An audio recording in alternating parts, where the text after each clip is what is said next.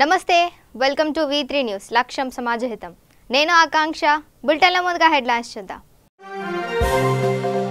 మహబూబ్ నగర్ జిల్లా దేవరకద్ర మండలం గురుకొండ గ్రామంలో దారుణ హత్య మద్యానికి డబ్బులు ఇవ్వలేదని భార్యను హతమార్చిన భర్త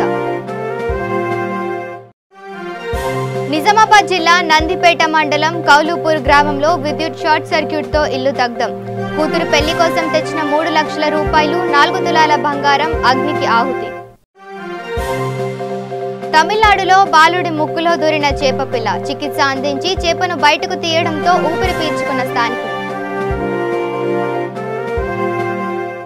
ఇక డీటెయిల్స్ చూస్తే మహబూబ్ నగర్ జిల్లా దేవరకద్ర మండలంలోని గురుకొండ గ్రామానికి చెందిన హరిజన్ కొండన్న తన మొదటి భార్య నన్నమ్మను తాగడానికి డబ్బులు ఇవ్వలేదన్న నెపంతో పదునైన గొడ్డలితో దారుణంగా హతమార్చాడు వీరికి 3 సంతానం ఈ ఘటనతో గ్రామంలో విషాద ఛాయలు అలుముకున్నాయి కేసు నమోదు చేసుకున్న పోలీసులు నిందితుడి కోసం గాలిస్తున్నారు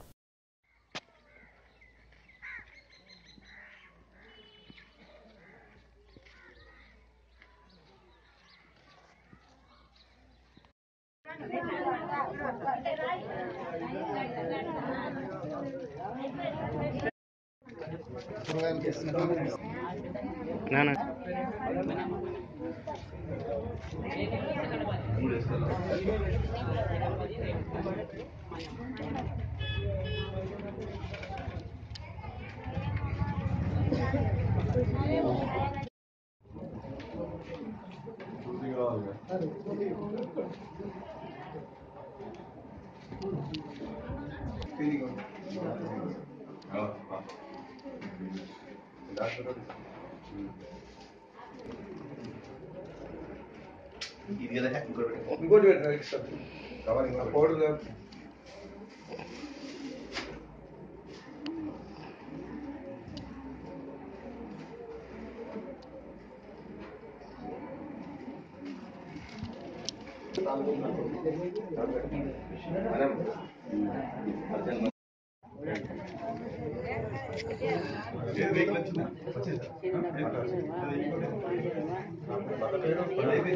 మంచిగా తీసుకున్నాం అదే యాంగిల్లో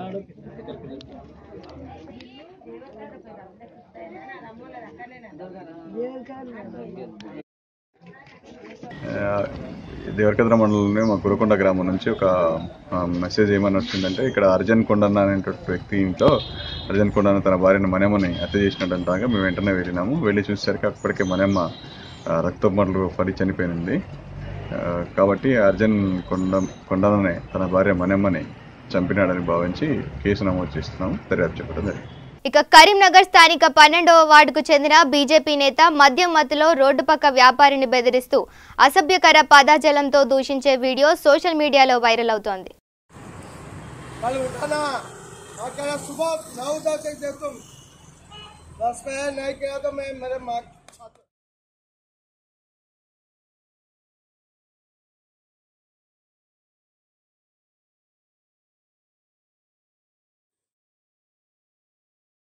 ఇక నిజామాబాద్ జిల్లా నందిపేట మండలం కౌలుపూర్ గ్రామంలో ఎన్టీఆర్ కాలనీలో బత్తుల ప్రసాద్ అనే వ్యక్తి ఇల్లు విద్యుత్ షార్ట్ సర్క్యూట్ తో పూర్తిగా మంటల్లో దగ్ధమైపోయింది కూతురు పెళ్లి కోసం తెచ్చిన 3 లక్షల రూపాయలు 4 తులాల బంగారం కాలి బూడిదయింది ఇంట్లో బీరువా ఫర్నిచర్ బట్టలు పూర్తిగా కాలిపోయాయి విద్యుత్ శాఖ నిర్లక్ష్యం వల్ల పక్కనే 33/11 kV సబ్స్టేషన్ ఉండడం వల్ల తరచూ హై వోల్టేజ్ సమస్య వస్తుందని సంబంధిత అధికారులకు ఎన్నిసార్లు చెప్పినా పట్టించుకోవడం లేదని బాధితులు చెప్పారు ఇంట్లో ఎవరూ లేని సమయంలో జరిగింది కాబట్టి ఎటువంటి ప్రాణ నష్టం జరగలేదని స్థానికులు తెలిపారు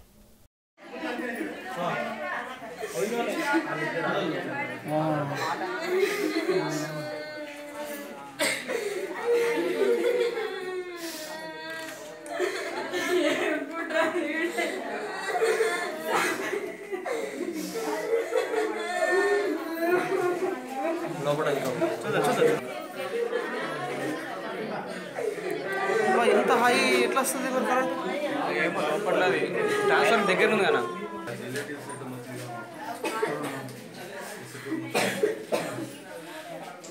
టీవీ కదా ఉన్నది ఇంకా టీవీ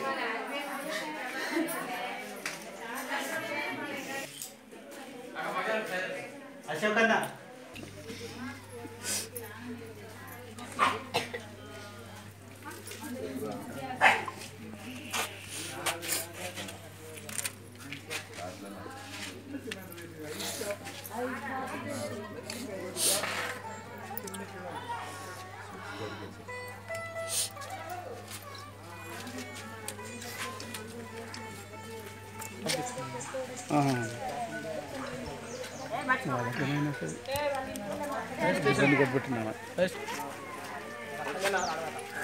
ఇక తమిళనాడులో చేప బాలుడి ముక్కులో దూరింది. కాలువలో స్నానం చేస్తుండగా అరుణ్ కుమార్ అనే 13 ఏళ్ల బాలుడి ముక్కులోకి చేప దూరడంతో హుటాహుటిన ఆసుపత్రికి తరలించారు స్థానికులు.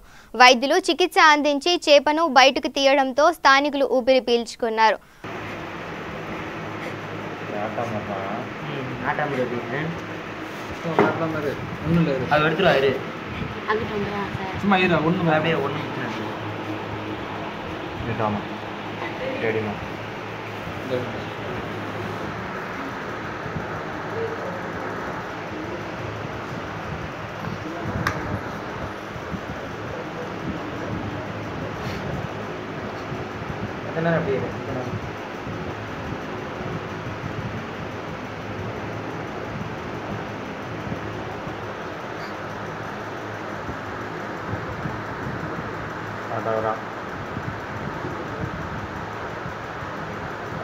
எடுக்கிறியா முத்துராணி தம்பி உங்க ஃபோன் எடுக்கிறீங்க தள்ளுங்க அவங்க அடிக்கிறாங்க ஆட்டாதரா ஆட்டா இரு இரு ஒன்று மணி அழுவாது அழுவாது கரெக்டாக பேசாமல்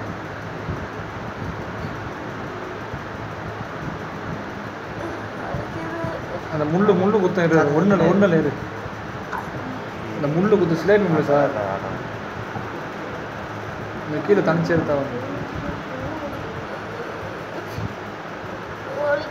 இரு இரு இரு ஒன்று அவளை வந்துச்சு இருக்கா மூச்சு இருக்காத இரு சத்தோட அவளை வந்துச்சு விளாண்டுங்களா ஆட்டாது இரு சத்தோட அவ்வளோதான் இரு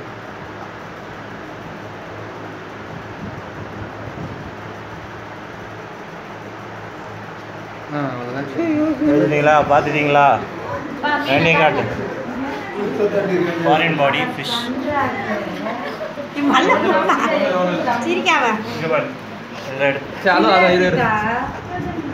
அவனையும் பார்த்து அவனை காட்டுங்க நல்லா இருக்கான்னு சொல்றா டே நல்லா இருக்கு இங்க பாரு இங்க போன வீடியோ சொல்லு சொல்றா நல்லா இருக்குன்றா சொல்றாங்க இங்க பா சொல்லு నాకు నీడ్రా.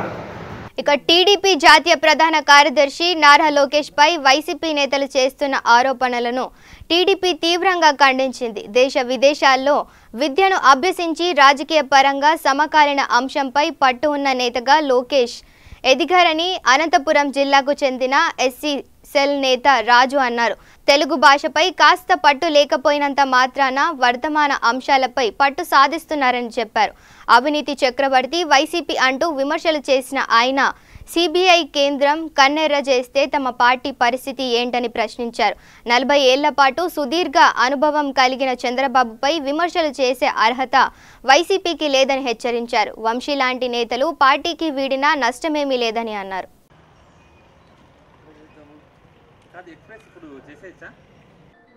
లోకేష్ బాబు గారి మీద ఈ రాష్ట్రానికి ఎప్పుడైనా కాబోయే ముఖ్యమంత్రి అనుకోవచ్చు లేదా కాబోయే నాయకుడు అనుకోవచ్చు ఒక గ్లోబల్ ప్రచారాన్ని చేస్తూ ఆహారాన్ని హేళన చేసే విధంగా వైఎస్ఆర్ కాంగ్రెస్ పార్టీ చేసినటువంటి ప్రచారం అది.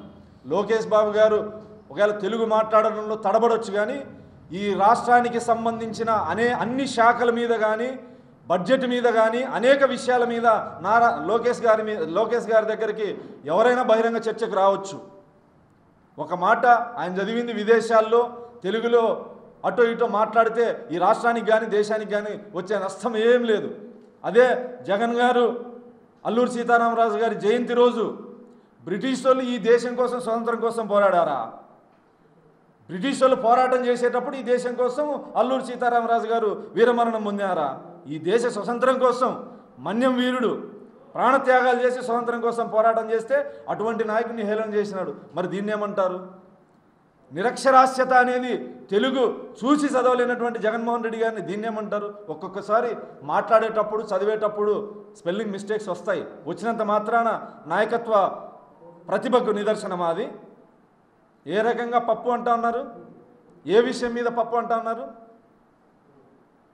జగన్మోహన్ రెడ్డి గారి మీద ఈరోజు 6093 కొడితే లేదా అవినీతి చక్రవర్తి ఎవరని గూగుల్లో సెర్చ్ చేస్తే ఎవరి పేరు వస్తూ ఉంది? ఒకవేళ పప్పుకూడు తింటే అదేం హేళన కాదు. ఈ రాష్ట్రంలో ఈ దేశంలో ఎంతోమంది పప్పుకూడు తింటూ ఉంటారు. కానీ చిప్పకూడు తినేవాళ్ళు మాత్రం ఈ రాష్ట్ర ముఖ్యమంత్రి లాంటి కొంతమందికి మాత్రమే సాధ్యం అది.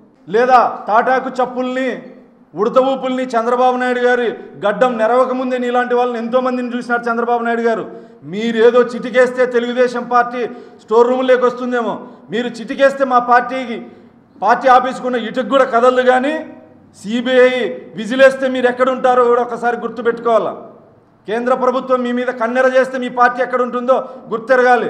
వైఎస్ఆర్ కాంగ్రెస్ పార్టీ యువజన శ్రామిక రైతు కాంగ్రెస్ పార్టీ కాదు. అది యువజన శ్రామిక రైతు చెంచల్గూడ పార్టీ. మీరా మా పార్టీ గురించి మాట్లాడేది? 40 సంవత్సరాలు అత్యధికంగా ముఖ్యమంత్రిగా ప్రతిపక్ష నేతగా ఈ రాష్ట్ర ప్రజల కోసం నిబద్ధత నిజాయితీతో 40 సంవత్సరాలు పనిచేసినటువంటి ఎటువంటి మచ్చలేనటువంటి నాయకుడు చంద్రబాబు నాయుడు గారు. ఈ ఉమ్మడి రాష్ట్రంలో ముఖ్యమంత్రులుగా పనిచేసినటువంటి ఏ నాయకుడి కొడుకుల మీద లేనటువంటి అవినీతి కేసులు మీ ముఖ్యమంత్రి మీద ఎందుకున్నాయి? మీరా మా నాయకుడి గురించి విమర్శించేది? మాట్లాడితే తాగొచ్చిన వాళ్ళ మాదిరి వాడేమమ్మగుడు అని మాట్లాడుతూ ఉన్నారు. ఏం మీ జన్మరహస్యం మీద మీకేమన్నా అనుమానం ఉందా? వాడేమమ్మగుడు అని మాట్లాడితే ఒక మంత్రి మాట్లాడే భాష అది? మంత్రి మాట్లాడే భాష అది? ప్రభుత్వం నిర్ణయాల్ని ఎవడమ్మా మొగుడిని అడిగి నిర్ణయం తీసుకున్నారు, మేమెందుకు పాటించాలని ప్రజలు ప్రశ్నిస్తే మీ తల ఎక్కడ పెట్టుకుంటారు? ఎంతో హుందాగా ఉండాల్సినటువంటి మంత్రి ఈ విధంగా నీచమైన భాషని మాట్లాడడం మంచి పద్ధతి కాదు. తెలుగుదేశం పార్టీ నుంచి వంశీ లాంటి నాయకులు ఎంతమంది పోయినా తెలుగుదేశం పార్టీ ఇటుక కూడా కదలని కూడా ఈ సందర్భంగా నేను తెలియజేస్తా ఉన్నా.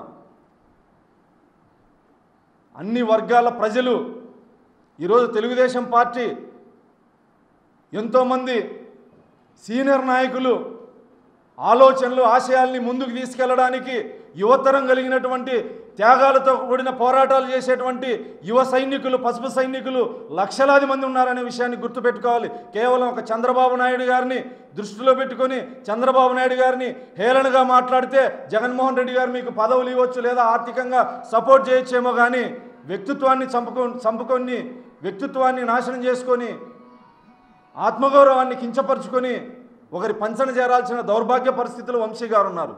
ఇంకొక మాట మాట్లాడుతూ జూనియర్ ఎన్టీఆర్ గారికి చంద్రబాబు నాయుడు గారు వెన్నుపోటు పొడిచారని చెప్పేసి మాట్లాడడం జరిగింది. ఈరోజు జూనియర్ ఎన్టీఆర్ గారి అభిమానులు కానీ నందమూరి అభిమానులు కానీ తెలుగుదేశం పార్టీ కార్యకర్తలు కానీ వేరు కాదు. జూనియర్ ఎన్టీఆర్ సినిమాలు రిలీజ్ అయితే ఫ్లెక్సీలు కట్టే వాళ్ళ నుంచి సినిమాలు చూసేంత వరకు సినిమాను సక్సెస్ చేసేంత బాధ్యత తెలుగుదేశం పార్టీ కార్యకర్తలు నందమూరి అభిమానులు చూస్తూ ఉన్నారు. మీ మాదిరి జూనియర్ ఎన్టీఆర్ని రాజకీయ ఎదుగుదల కోసమో లేదా ఆర్థిక ఎదుగుదల కోసమో వ్యాపారాల కోసమో జూనియర్ ఎన్టీఆర్ ఇమేజ్ని అడ్డం పెట్టుకొని బతకాల్సినటువంటి దౌర్భాగ్య పరిస్థితుల్లో తెలుగుదేశం పార్టీ కార్యకర్తలు కానీ తెలుగుదేశం పార్టీ కానీ లేదు. ఇక పశ్చిమ గోదావరి జిల్లా నర్సాపురంలో బైక్ చోరీలకు పాల్పడుతున్న 2 నిందితులను పోలీసులు అరెస్టు చేశారు. వీరి నుంచి చోరీ చేసిన బైక్లను స్వాధీనం చేసుకున్నారు. ఓ వ్యక్తి తన బైక్ పోయిందని ఫిర్యాదు ఇవ్వడంతో నిఘా పెట్టిన పోలీసులు చాకచక్యంగా వ్యవహరించి నిందితులను అరెస్టు చేశారు. గణపవరంకు చెందిన రమేష్, విజయ్ అనే 2ని అరెస్టు చేసినట్లు పోలీసులు తెలిపారు.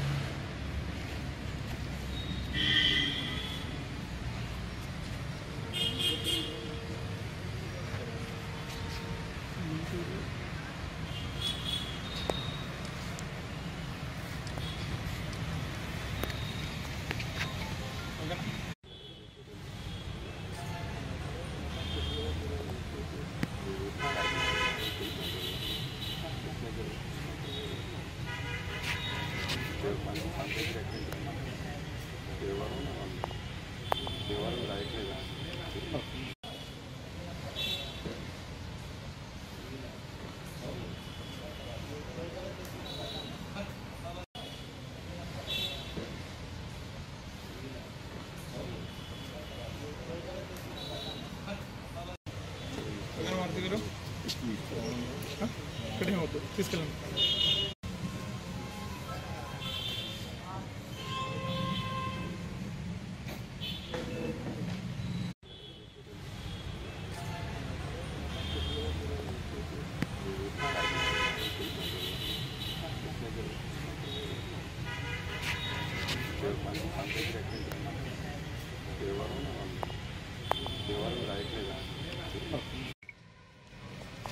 ఇద్దరు మోటార్ బైక్ అఫెండర్లను పట్టుకోవడం జరిగింది. వాళ్ళ పేరు వచ్చి మడగల విజయ్ కుమారు, ఇతను విశాఖపట్నం చెందిన అతను. అలాగే రెండో అతని పేరు వచ్చి సంబాని రమేష్, గణపురం ఇతంది. వీళ్ళిద్దరూ కూడా ఈ సంబాని రమేష్ అన్నవాడు గణపురంలో ఉంటూ ఆ వైజాగ్లో ఉన్న అతనితో పరిచయం ఏర్పాటు చేసుకుని అతన్ని తీసుకొచ్చి దేవరం ఈ చుట్టుపక్కల దేవరంలో షెల్టర్ ఇచ్చి అతను ఇతను కలిసి మన ఈస్ట్ గోదావరి, కాకినాడ, రాజానగరం, రాజమండ్రి అలాగే మన నర్సాపురంలో కూడా మోటార్ బైకులు అఫెన్సులు చేశారు. మొత్తం 11 బైకులు వాళ్ళ దగ్గర నుంచి రికవరీ చేయడం జరిగింది.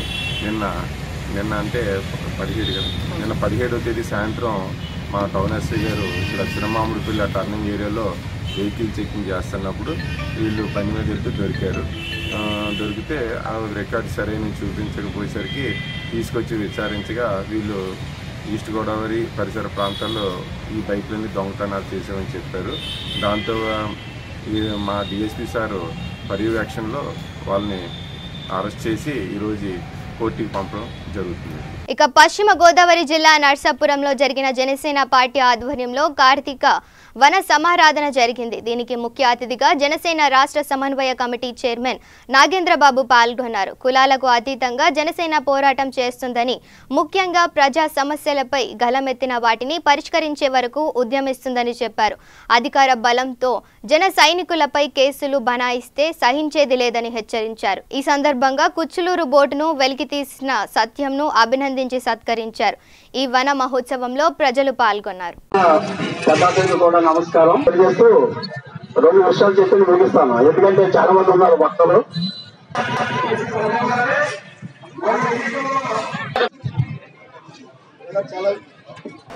అప్పుడెప్పుడు కూడా ఒక పర్టికులర్ గా ఒక కులం వాళ్ళు జరుపుకుంటున్నారని మాత్రం ఎప్పుడు వెళ్ళాం, మాకు తెలియదు అసలు విషయం. రాను ఈ రాజకీయాల్లో వన భోజనాల్లో వన సమాధులు కూడా కలిసిపోయి కులాల వారీగా విడిపోయినాయి.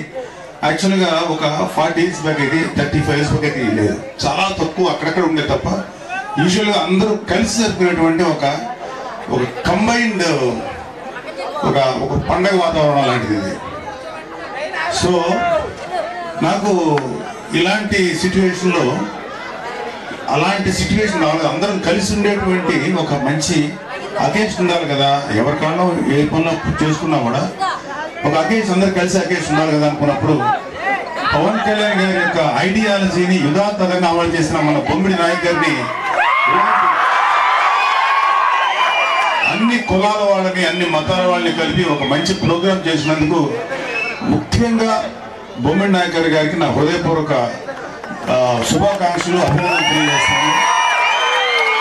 ఎందుకంటే పవన్ కళ్యాణ్ యొక్క ఆశయాల్ని తీసుకెళ్ళగలిగేటువంటి వ్యక్తులు బొమ్మిడి నాయకర్ గారు లాంటి లీడర్స్ ఈ జిల్లా ఎంతో మంది ఉన్నారు. సో వీళ్ళందరూ కూడా పవన్ కళ్యాణ్ గారి ఆశయాలు జ్ఞానంలో తీసుకెళ్తారు. అయితే ఈ సందర్భంగా మాట్లాడదో తెలియదు, కానీ ఒక విషయం మాత్రం మీ అందరికీ చెప్పాలనిపించింది. ఎందుకంటే ఇది ఒక మంచి అకేషన్ కాబట్టి. కులం అనేది ఒక మిత్, కులం అనేది ఒక భ్రమ, మతం అనేది కూడా ఒక భ్రమే. నేను దేవుడు నమ్మను for information, but I respect all religions, all caste. అయితే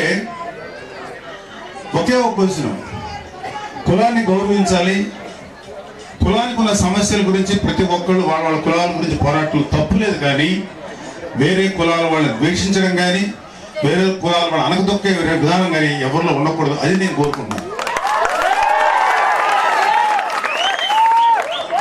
ఎందుకంటే మా నాన్నగారు మమ్మల్ని పెంచింది కులాలకి మతాలకి అతీతంగా పెంచారు కాబట్టి మాకు ఈ రోజు కూడా ఆ ఫీలింగ్ లేదు.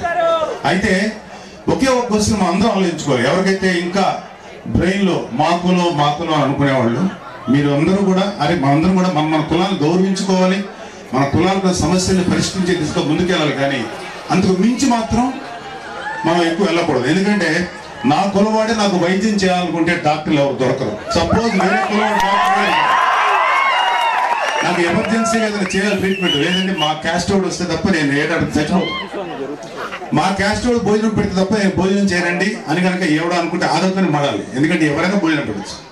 సో ఈ కులాలు అనేవి ఎట్లా ఏర్పడినాయి అంటే కేవలం సామాజిక సౌలభ్యం కోసం రకరకాలుగా ఆ రోజుల్లో పెట్టింది. అది రాను ఒక జాడ్యంగా మరి ఆఖరికి వన సమారాధనలో కూడా రాజకీయం అయిపోయి కులాల వారికి వనభోజనం పడిపోవడం చాలా బాధ కలిగించింది, ఎన్నోసార్లు అనిపించింది. కానీ ఈ రోజు నేను ఎందుకు వచ్చానంటే కేవలం ఒక మంచి కార్యక్రమం, ఈ కార్యక్రమం ద్వారా ఒక మంచి సందేశాన్ని, మంచి మెసేజ్ని ఇద్దామని జనసేన పార్టీకి సంబంధించినటువంటి మా నాయకులందరూ, ముఖ్యంగా బొమ్మిడి నాయకులు గారు తలపెట్టిన యజ్ఞానికి నా మనస్ఫూర్తిగా హృదయపూర్వక శుభాకాంక్షలు చెప్తున్నాను. మీ అందరికీ కూడా చెప్తున్నాను. ఎందుకంటే జనసేన ప్రజలదే తప్ప ఒకరిది కాదు, ఒక పర్టికులర్గా ఒక కులానికో ఒక మతానికో సంబంధించిన పార్టీ కాదు. ఇది ప్రజలందరి పార్టీ.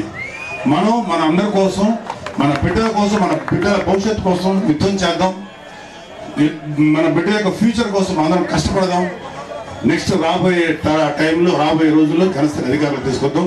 ఈ సందర్భంగా నేను ఎక్కువ రాజకీయం మాట్లాడకూడదు, కానీ ఒక అందరి గురించి చెప్తున్నాను. ఈ వెస్ట్ గోదావరిలో ఉన్నటువంటి వైసీపీ నాయకులందరికీ చాలా మంచిగా చెప్తున్నాను. ఎటువంటి ఇది కాదు, అధికారం అనేది ఒక డబ్బా సొత్తు కాదు.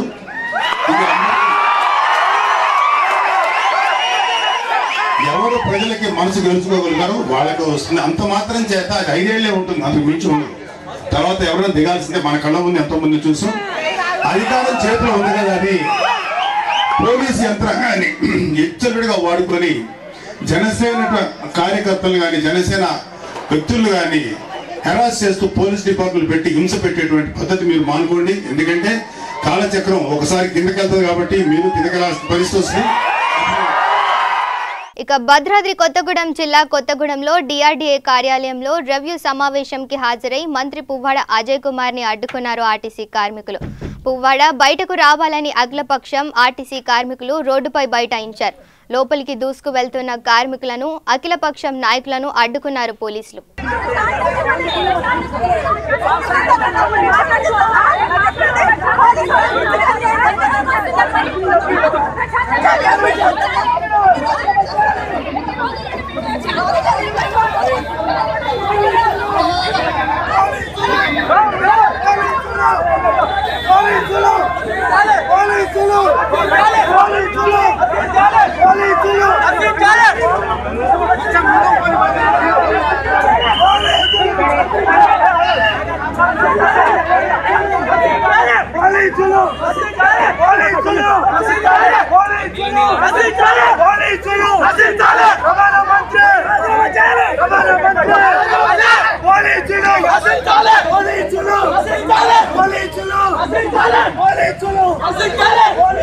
బులెటిన్ ముగించే ముందు హెడ్లైన్స్ మరోసారి చూద్దాం. మహబూబ్ నగర్ జిల్లా దేవరకద్ర మండలం గురుకొండ గ్రామంలో దారుణ హత్య. మద్యానికి డబ్బులు ఇవ్వలేదని భార్యను హతమార్చిన భర్త. నిజామాబాద్ జిల్లా నందిపేట మండలం కౌలుపూర్ గ్రామంలో విద్యుత్ షార్ట్ సర్క్యూట్ తో ఇల్లు దగ్ధం. కూతురు పెళ్లి కోసం తెచ్చిన 3 లక్షల రూపాయలు, 4 తులాల బంగారం అగ్నికి ఆహుతి.